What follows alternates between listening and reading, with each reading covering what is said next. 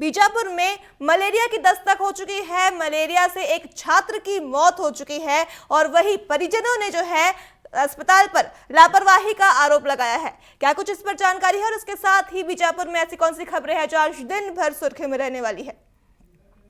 जी बिल्कुल, खबरों का अगर बात करें, पिछले दिनों में हमने इसका जिक्र भी किया था। लगातार जिस तरीके से रक्षाबंधन के समय जब बच्चे छुट्टियों पर जा रहे, तो उसके बाद लगातार जो छात्रावासों में पढ़ने वाला, आश्रमों में पढ़ने वाले बच्चों की मौतों का लगातार इसी दौरान आ रहा है। लेकिन एक नई बात भी कल देखने को मिला, जो बैरमगढ़ क्षेत्र में हमने मौके का जायजा भी लिया, कुछ लोग उनके परिजनों से भी बात करने की कोशिश की। लेकिन एक तो लक्ष्मी पुणे में पिछले दिनों जो इतापाल बैरमगढ़ की थी, जो अपने परिजन के साथ तो नहीं गए थे, लेकिन जो पहचान की व्यक्ति जो मैं बच्ची है वो लेकर गई है। जानकारी क्या कुछ था इसके तरह हमने गया था, लेकिन परिजनों से जब हमारी बात हुई, उनका साफ कहना था कि जो अधीक्षिका है उनको उन्होंने पहले ही बताया था कि उनके परिजन या उनके परिवार वाले कोई नहीं आए तो तब तक बच्चे को ना छोड़ा जाए। लेकिन जिस तरीके से बाजार एक बच्ची आती है, 13 साल की बच्ची बताई जा रही है, एक्सपेक्ट हम नहीं करते, लेकिन उनके साथ अधीक्षक भेजना, उसके बाद ही घर नहीं पहुंचना उस बच्चे को, बीच में उनके परिवार जो रिश्तेदार है उनके पास रुकना, उनकी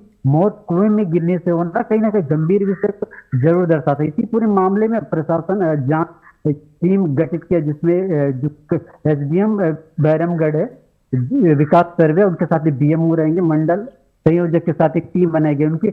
कल उनके पास जो परिजन को बयान दर्ज किया जा रहा था, जो मंगलूपुर के पिता बताते हैं कि इनकी जानकारी नहीं थी कि उनको बच्चों को लेने के लिए कौन गया था। लेकिन अब जिस तरीके से बयान लिखा जाएगा, उस पर क्या कुछ आएगा, सामने वाले बयान पर बात रखनी होगी। लेकिन देखिए, पिछले समय और एक राजेश जो है चिन्ना कावेरी का भी छात्र रहा, जो रक्षाबंधन के दिन वो घर पहुंचता, ऐसा अधीक्षक का कहना था, लेकिन परिवारजनों को कहना था कि परिवार से कोई भी व्यक्ति लेने नहीं गया।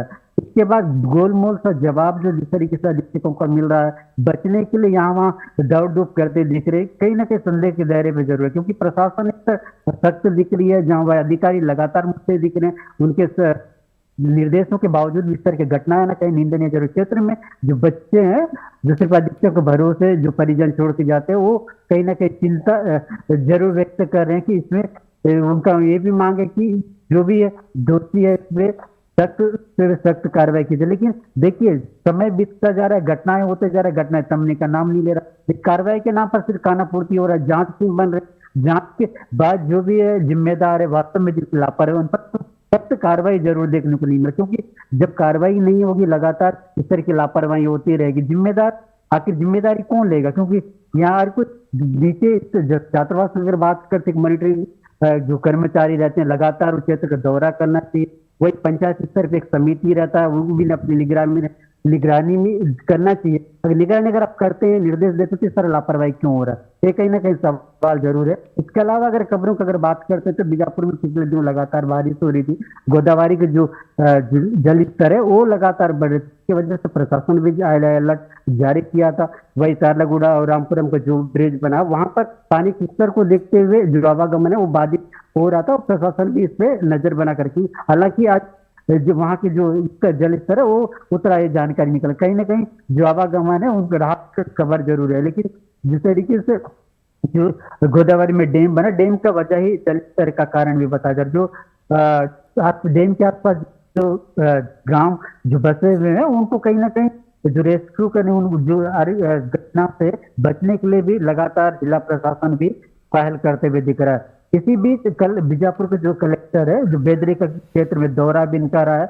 इसके दौरान उन्होंने जो निर्माण कार्यों का जायजा लिया है, वही साथ ही साथ जो आश्रम कोटा के बेदरे के संचालित है, वहां पर उन्होंने जायजा लिया। उनके साथ जो जिला सीओ नम्रता चौबे जो नया पदस्थ, वो भी साथ में दिखी है। वही इंद्रवती रिजर्व टाइगर उप निदेशक जो है संदीप बलग, वो भी साथ में दिखे, कहीं ना कहीं निर्देश देते हुए दिखे। एक तरफ घटना है, दूसरी ओर अधिकारियों की जरा लगातार जो उच्च अधिकारी वो निरीक्षण देखने को मिला।